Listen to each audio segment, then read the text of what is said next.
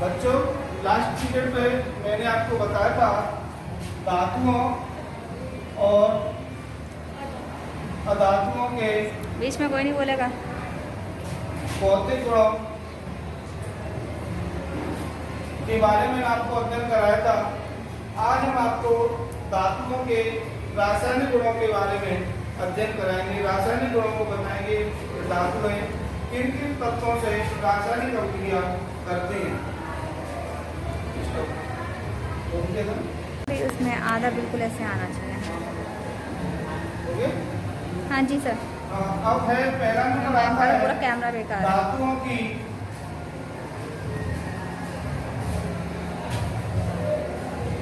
Oxygen से अभिक्रिया।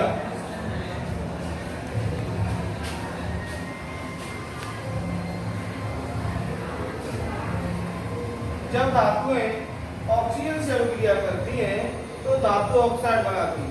कोई भी धातु हो जब ऑक्सीजन के साथ क्रिया करेगी तो हमेशा धातु ऑक्साइड बनाएगी। जैसे धातु प्लस ऑक्सीजन के साथ क्रिया करती है तो हमेशा धातु ऑक्साइड बनता है। उदाहरण के तौर पर देख लें हम, जैसे मैग्नीशियम धातु है, अगर ये ऑक्सीजन के साथ क्रिया करेगी तो मैग्नीशियम ऑक्साइड MgO बनता है। ये मैग्नीशियम धातु है।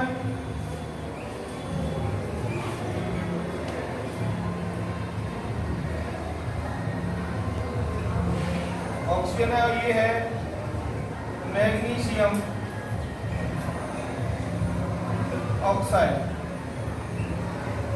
दूसरा ले जैसे कॉपर है। कॉपर को अगर हम ऑक्सीजन के साथ क्रिया कराएं तो ये बनेगा Cu2O। कॉपर भी कॉपर ऑक्साइड बनाती है। ये कॉपर धातु है और ये कॉपर ऑक्साइड। जब हम रिएक्शन लिखते हैं, जब भी हम कोई भी समीकरण लिखते हैं तो सबसे पहले उसको लिखने के बाद संतुलित जरूर करना पड़ता है। जैसे यहाँ पे मैग्नीशियम के कितने अणु हैं? एक। इधर मैग्नीशियम के एक। ऑक्सीजन के कितने हैं? तो बराबर में ऑक्सीजन का एक। ठीक है, तो यहाँ पर इधर में देखोगे बाईं तरफ ऑक्सीजन के दो अणु है, दाईं तरफ ऑक्सीजन का एक अणु है। तो ये संतुलित नहीं है। पहले हमको इसको संतुलित करना पड़ेगा। तो यहाँ पे हम संतुलित करने के लिए केवल गुणा कर सकते हैं, जोड़ और घटाव नहीं कर सकते। तो यहाँ पे हम जैसे ही 2 से मल्टीप्लाई करेंगे तो ऑक्सीजन के कितने अणु है? नहीं लिखा था कुछ भी, तो एक अणु मान लें तो 2 एकन 2। ऑक्सीजन के तो 2 अणु हो गए, पर जैसे हमने गुणा किया तो गुणा जो है मैग्नीशियम के साथ ही माना जाएगा और ऑक्सीजन के साथ ही माना जाएगा। इसीलिए मैग्नीशियम के अब कितने अणु हो गए? 2। जब मैग्नीशियम के 2 अणु हो गए तो यहाँ पे मैग्नीशियम का एक अणु है, तो एक अणु 2 अणु करने के लिए हमें यहाँ पे 2 से गुणा करना पड़ेगा। ऐसे ही अगर नीचे वाले समीकरण में देखें तो कॉपर के एक अणु है, यहाँ पे कॉपर का 2 अणु है, यहाँ पे 2 अणु है और इधर बाईं तरफ एक अणु है। तो एक 2 अणु करने के लिए इसमें 2 से मल्टीप्लाई करना पड़ेगा।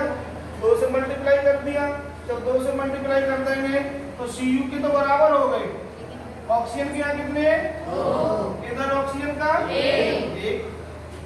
ठीक है, जब ऑक्सीजन का यहाँ पे 1 है और यहाँ इधर बाईं तरफ 2 है, तो यहाँ पे हमको 2 करने पड़ेंगे दाईं तरफ। जब दाईं तरफ हम 2 से गुणा करेंगे तो ऑक्सीजन के हो गए 2 अणु। ऑक्सीजन के 2 अणु हो गए। जब ऑक्सीजन के 2 अणु हो गए तो ये 2 का गुणा कॉपर के साथ भी माना जाएगा और 2 दूनी 4। कॉपर के कितने अणु हो गए? 4। इधर कॉपर के 2। इसकी जगह पे हम, क्योंकि जो गुणा हमने किया था, इसकी जगह पे हम अब 2 का गुणा न कर करके 4 का गुणा करते हैं।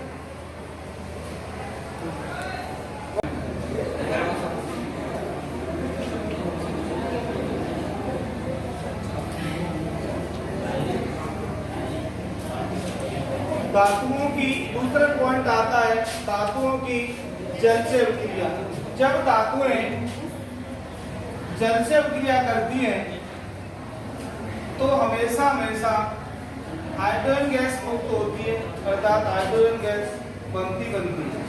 बट उसमें से कुछ धातु ऐसी है जैसे सोडियम जो ठंडे जल के साथ क्रिया करके धातु हाइड्रोक्साइड और हाइड्रोजन गैस बनाती है। जब कुछ धातुएं जो गर्म जल के साथ क्रिया करती हैं, कुछ धातु जैसे लोहा है, कॉपर है, चांदी है, एल्यूमिनियम है, ये एल्यूमिनियम है जो गर्म जल के साथ क्रिया करके हमेशा गर्म जल के साथ क्रिया करती है और धातु ऑक्साइड बनाती है। ये जो धातु है ये ठंडे जल के साथ क्रिया नहीं करती है और सोडियम और पोटेशियम गर्म जल के साथ क्रिया नहीं करती है। आयरन, कॉपर, एल्यूमिनियम ठंडे जल के साथ अभिक्रिया नहीं करेंगी। पोटेशियम और सोडियम गर्म जल के साथ अभिक्रिया नहीं करेंगे। सोडियम और पोटेशियम ठंडे जल के साथ जब क्रिया करते हैं तो धातु हाइड्रोक्साइड और हाइड्रोजन गैस बनाते हैं, जबकि आयरन, कॉपर, एल्यूमिनियम गर्म जल के साथ क्रिया करके धातु ऑक्साइड प्लस हाइड्रोजन गैस बनाते हैं। इस प्रकार हम कह सकते हैं कि जब धातु कोई सी भी धातु हो जल से जब क्रिया करेगी तो हमेशा हाइड्रोजन गैस बनाएगी। हाइड्रोजन गैस का बनना तय है, लेकिन कुछ धातु ऐसी होती है जो धातु हाइड्रोक्साइड बनाती है, तो कुछ धातु ऐसी होती है जो केवल ऑक्साइड ही बनाती है। ठीक है, जैसे उदाहरण के तौर पर देख लेते हैं।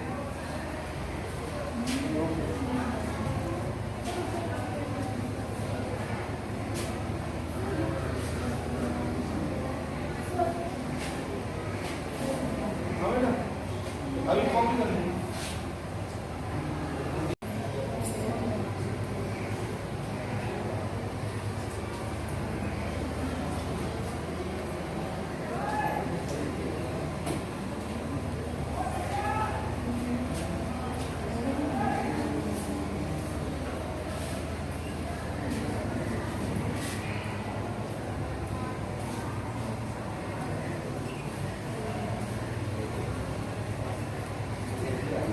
ऐसे में समझ लीजिए जब सोडियम है ठंडे जल के साथ क्रिया करता है तो सोडियम हाइड्रोक्साइड बनाता है और उसके साथ हाइड्रोजन गैस भी बनती है। ये है सोडियम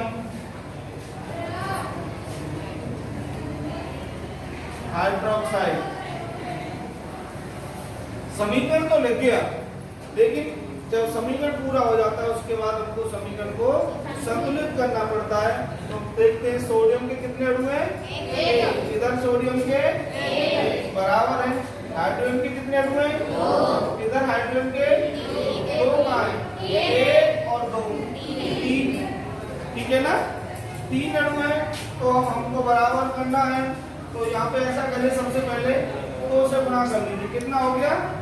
2 दूनी 4। तो 2 तो है ही इधर, 2 यहाँ से गुणा कर दीजिए। ठीक है, कोई दिक्कत? 2 हो गए।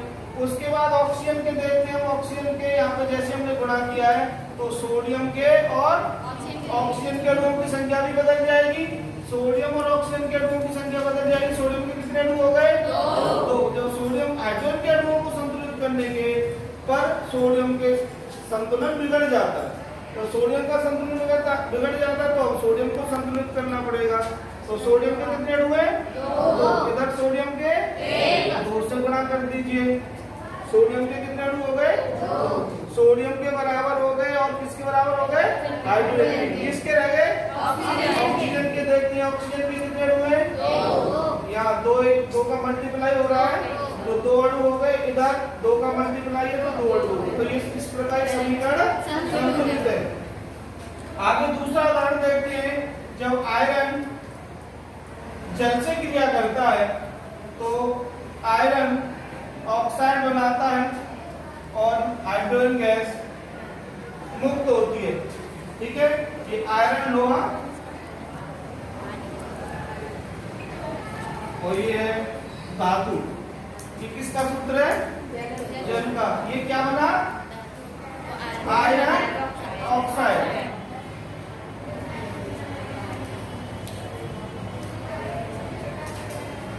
हाइड्रोजन गैस मुक्त हुई।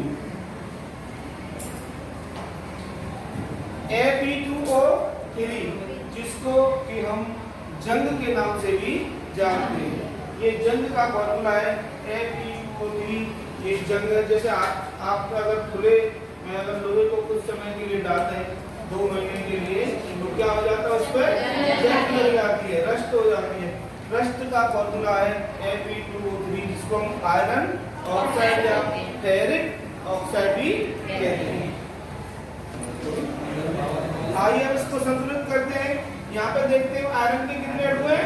1। यहाँ पे आयरन के 2 अणु हैं, तो हमको बराबर करना है तो आयरन 2 से मल्टीप्लाई करना पड़ेगा।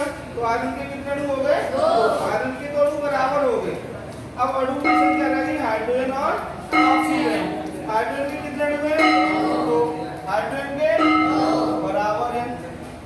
ठीक है, अब किसके रह गए? ऑक्सीजन के। ऑक्सीजन के कितने अणु हैं? 3। यहाँ पे तो यहाँ पे 1 है तो 3 से गुणा कर दीजिए।